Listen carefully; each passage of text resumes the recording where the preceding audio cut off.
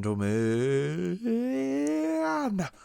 I am your hostess with the mostest, Seth Orris. Welcome back to the Big Orris Experience here on the YouTubes. This is episode 12, and this episode is pre-taped. It is currently Monday night at 11:55 p.m. I got a super busy day tomorrow, but I've had a super busy day today, and I'm finally pre-recording this live video. Today, I talked to the people on the stream today, and they said they would enjoy seeing my top 10 favorite movies of all time and kind of breaking those down. I did also get a suggestion for a top 10 least favorite movies of all time. I'm going to do that at a different time because I cannot put that list together in one day. It's just something I don't think about a lot. I don't like focusing on the movies that I don't really enjoy that much. So instead, please forgive me, but I'm just going to do my top 10 favorite movies of all time. Now, if you're watching this, I am also going to be watching this along with you guys. I will be in the live chat talking to you guys. So please comment. I will be there commenting right alongside you. Very excited. And because you can set it for premiere, which is cool. And I'm going to set it for premiere at 4 p.m.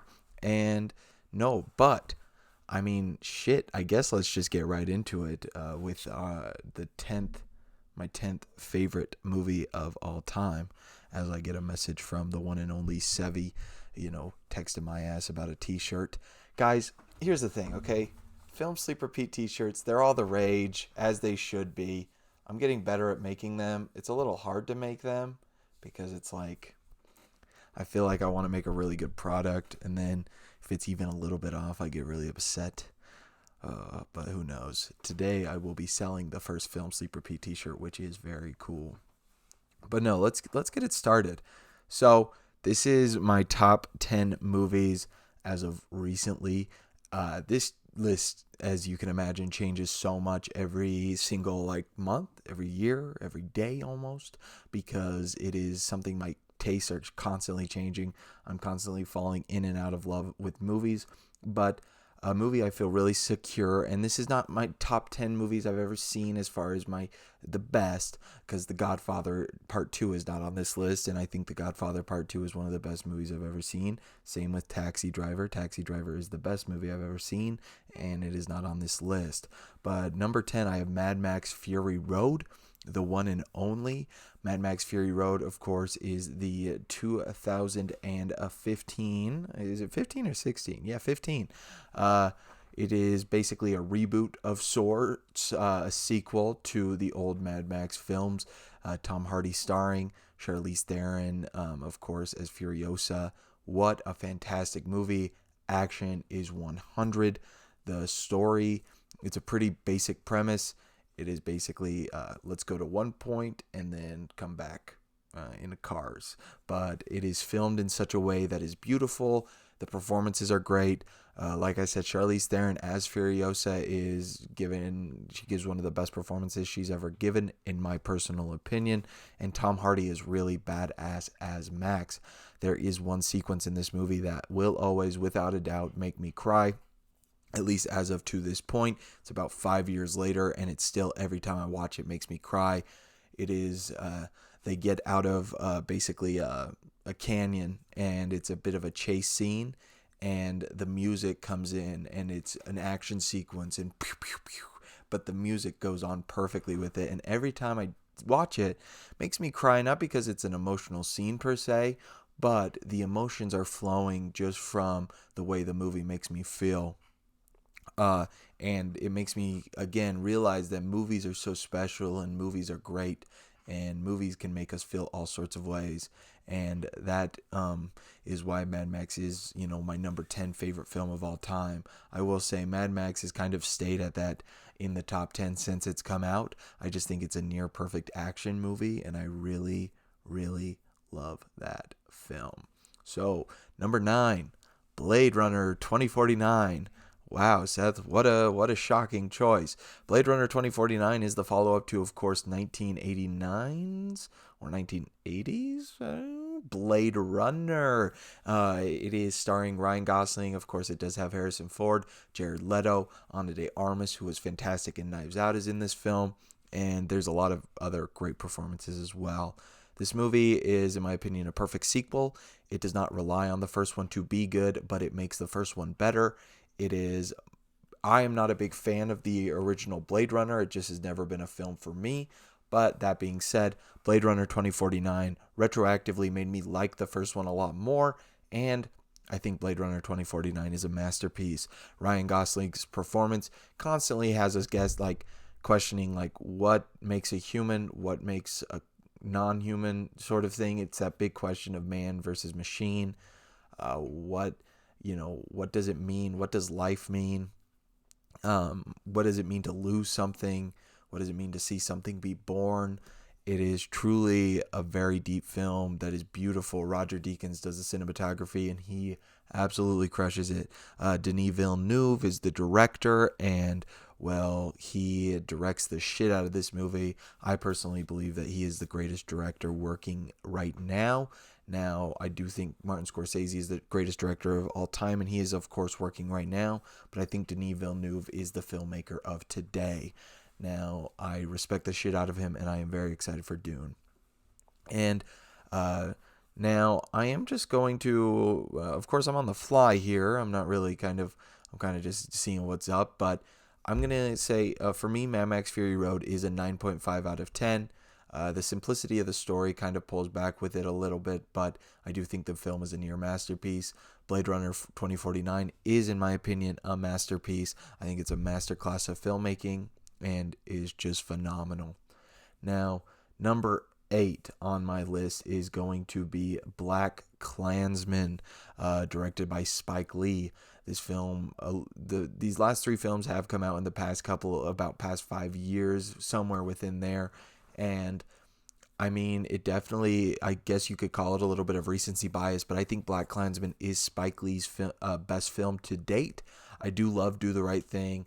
I love all of his movies basically at this point, but I just really think Black Klansman needed to come out when it came out, made a really good statement about how racism in America has not gone away. It is still here, and it is more prevalent than not nearly ever, but it's still right there. I mean, we just had something happen here in Utah, in Payson, where 2 white guys beat the shit out of a black missionary, and it's just so sad to see. It's really ridiculous and really sad, and you can't help but just think what is going on?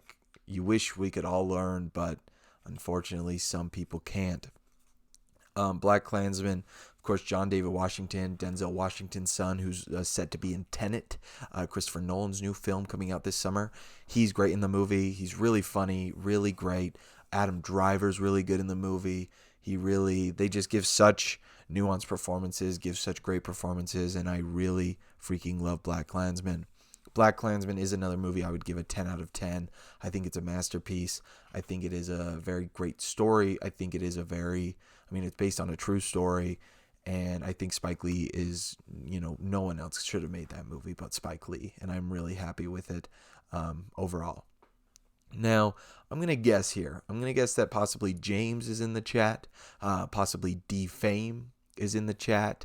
There might be some others. What's up, guys? Thank you so much for watching. Thank you for supporting. If you want a t-shirt, please message me. They're being made as we speak, and I will be getting those out. So appreciate everyone who's watching so far, as we are 3 down on my top 10 list, and we're just getting started though. I was thinking about possibly taking a shot in the middle, because I'm like, why not? It could be fun. But then I forgot to get the shots, which is it's a bummer. It's definitely it's a bummer. You know what I'm saying? But no, let's keep going, guys. At number 7. Now it gets a little bit tougher. At number 7, I have Inglourious Basterds, directed by Quentin Tarantino.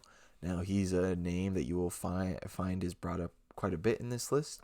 Inglourious Basterds is, of course, set in World War II. It is about the Inglourious Basterds, the Nazi killing team led by Brad Pitt. And it is just a fantastic film, very bloody throughout, very funny throughout. And it's Tarantino rewriting history, something he does really good. it's one of those things you watch. And I was recently rewatching this film, and spoiler alert, at the end they kill Hitler, and I found myself just crying the last time I watched it, because it's kind of a beautiful thing to think about in a way, that film can do. Film can kill Hitler. Film can, and this is kind of a speech Greta Gerwig gave, but film can save Sharon Tate, give her one more summer. Film can do all of these things, and Tarantino does it really well. And while it's very comic-y, the violence and all that stuff, it is such a great film. The dialogue written, Christoph Waltz's performance is unmatched. Possibly one of the greatest performances I've seen in my life on the big screen. So, big fan of Inglourious Basterds. Definitely give it a watch if you have not. 10 out of 10 on Inglourious Basterds. I think that's another masterpiece. Now, number 8? 9, 8. No, that was number 7. Sheesh. Too tired. Too late. Number 6. Number 6. 666. Keeping the chat. Keeping the chat. Keeping it up. Yeah. Keeping it up. Yeah. All right. Number 6. We have The Good, the Bad, and the Ugly. Okay. And the Ugly. Now, The Good, the Bad, the Ugly is one of my favorite films of all time. Directed, of course, by the great Sergio Leone. It is the greatest Western film ever made. Clint Eastwood, of course, starring as the man with no name. This movie really closes out the Dollars trilogy in a brilliant way. The sequence near the end where the Ecstasy of Gold plays, and the camera movement and everything. First time I watched it, I was in a classroom, and I remember watching that scene and just crying really hard, because, again, it was another moment that I was like, this is what cinema can be. This is what movies are. Like, give me this all day, every day. Like, I can watch that sequence over and over and over. It's so beautiful. It's a very long film. It's 161 minutes. So about 2 hours and 40, it looks 41. So not actually that long. I feel like 2 hours and 41 is becoming a little more normal these days with those great films. So, it is what it is. But the Good, the Bad, the Ugly is definitely Ennio Morricone, of course, with the score is great. The film is phenomenal. So phenomenal. And again, another 10 out of 10. You love to see it. You truthfully do. Now, I'm actually going to work, and I'm going to cut this part out, but I think maybe I take a shot and we finish this out, guys. How do you feel? All right, stick with me. I'll be right back. Thank you. And we're back, ladies and gentlemen. I, with me, have my Bacardi rum. I went and grabbed it out of the kitchen because I was like, you know what, let's get a little fun for the rest of this, So, to the viewer, cheers. Because what was number 6, 5, 4, 3, 2, 1, 5, 4, 3, 2, 1. And we have 5 more. Pretty good. So far, before I drink this, let's go over our list. So number 10, we have Mad Max. Number 9, Blade Runner 2049. Number 8, Black Klansman. Number 7, Inglourious Basterds. And number 6, The Good, the Bad, the Ugly. All very, very good movies. So, if you don't mind,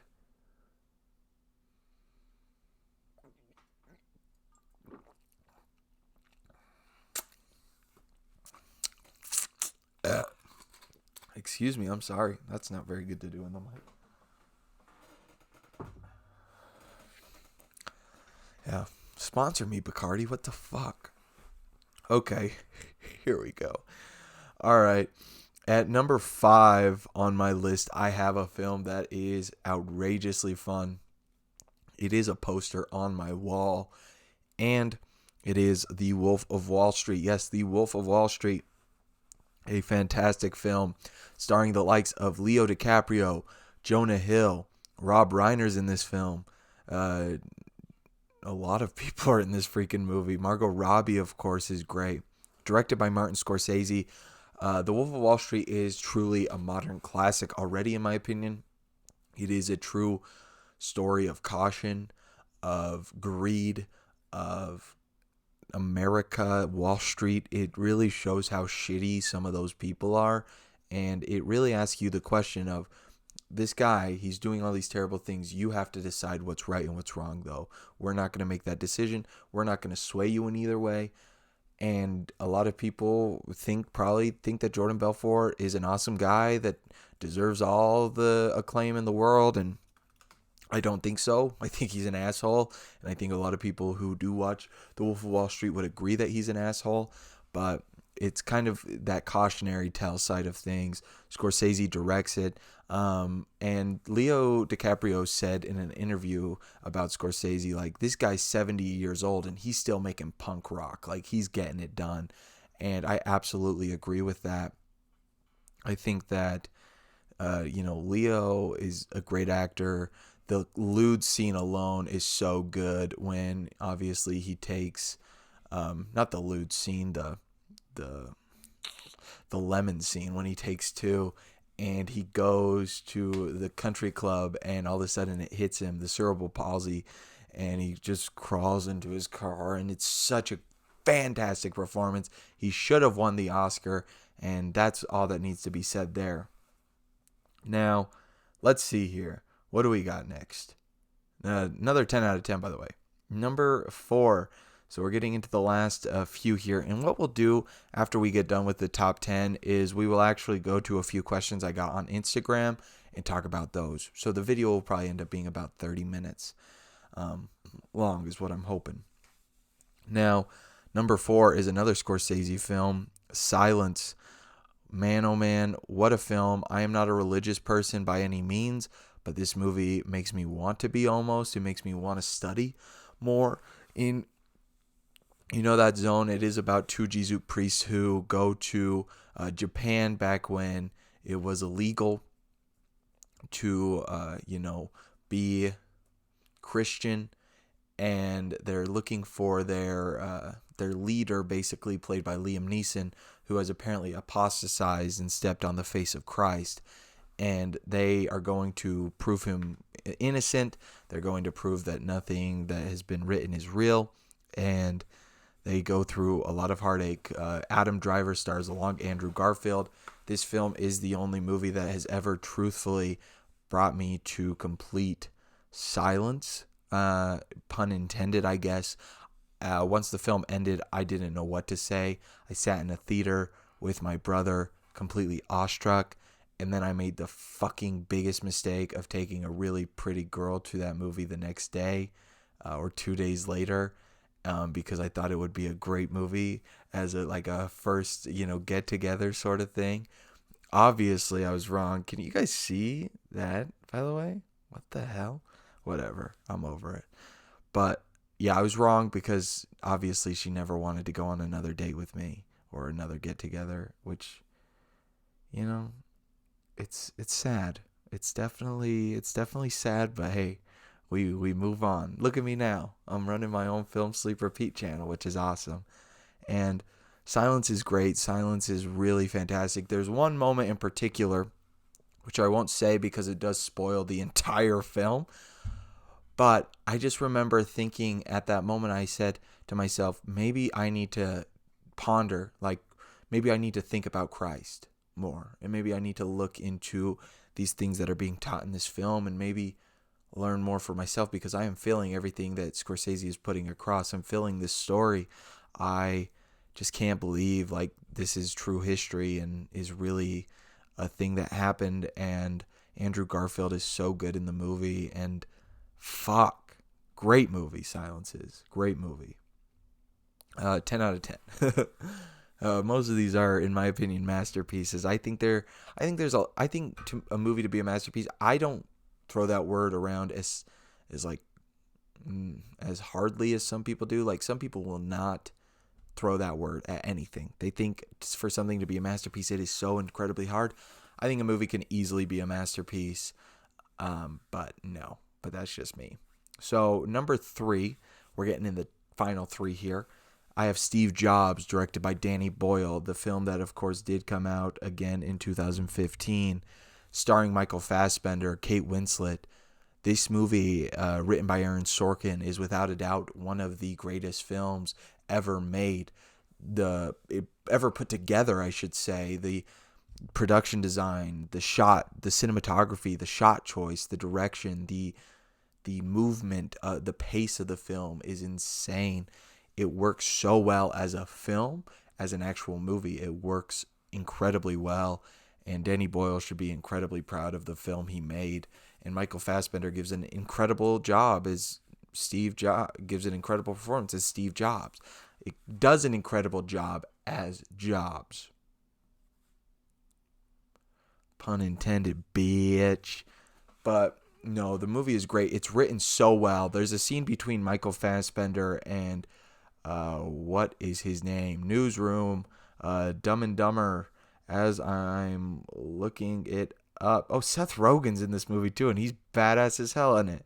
He plays Steve Wozniak, but him and Jeff Daniels, they have a conversation in this room that is very well designed. Like, the production design is on point, and they have a conversation that is just so awe-inspiring, and I was struck in awe, truthfully. And when it ended, I was like, what? And I saw that movie in theaters like 7 or 8 times. I loved the shit out of that movie.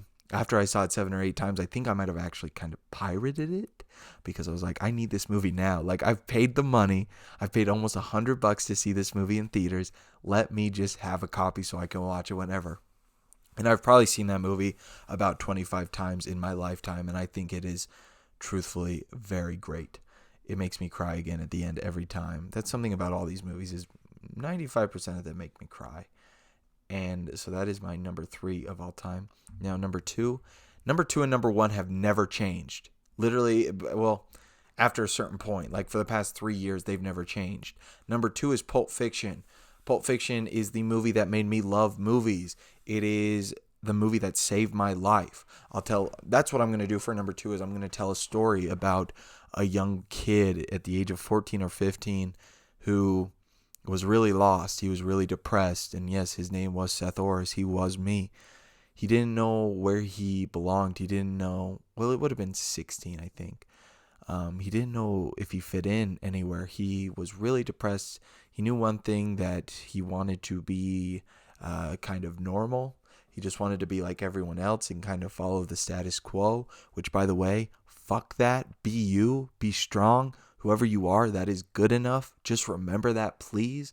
Like, at the end of the day, don't care about what other people think of you, because if what you're doing is dope, even if it's not dope, but you think it's dope, then guess what? It's fucking dope. So do your shit. That kid was depressed. That kid was ready to kill himself. And he almost did. He was in his bedroom one night, quietly sitting, thinking, how should I do this so that my parents don't have to deal with, like the messiness? How can I do this as cleanly as possible? And luckily for me, I had that strength. And unfortunately, a lot of people don't have that strength, to pull myself out of that mindset for a second and say, maybe we should just take a step back and let's watch a movie. And I went to Netflix, and I was kind of scrolling through, and one of the first titles literally I saw was Pulp Fiction.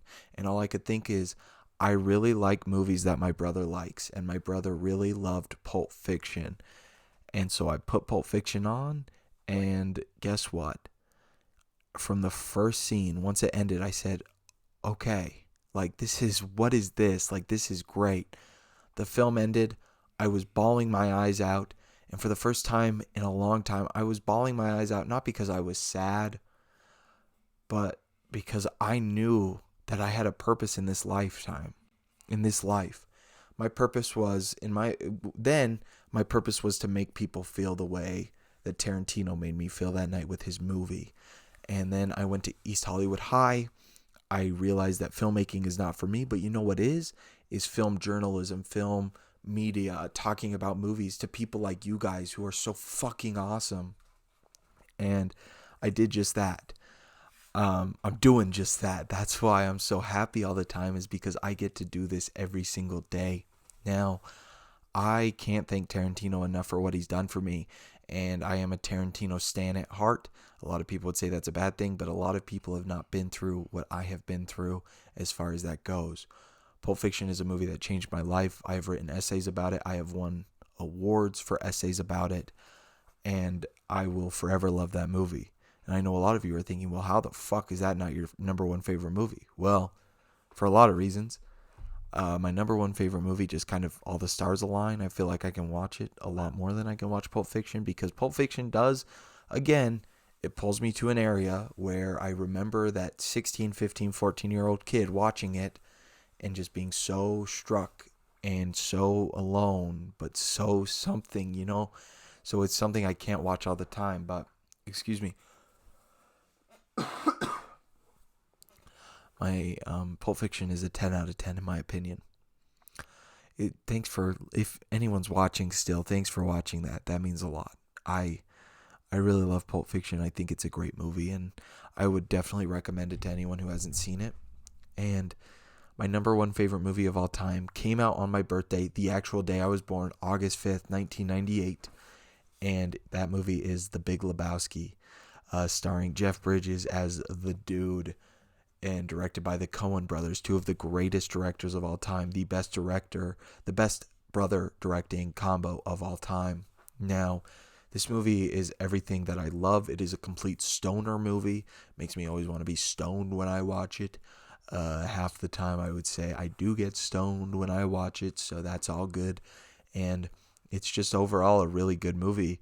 With this one, this is a movie the first 3 times I watched it, I really didn't like it. I didn't really connect with it. I didn't think it was too funny. I didn't really find it anything.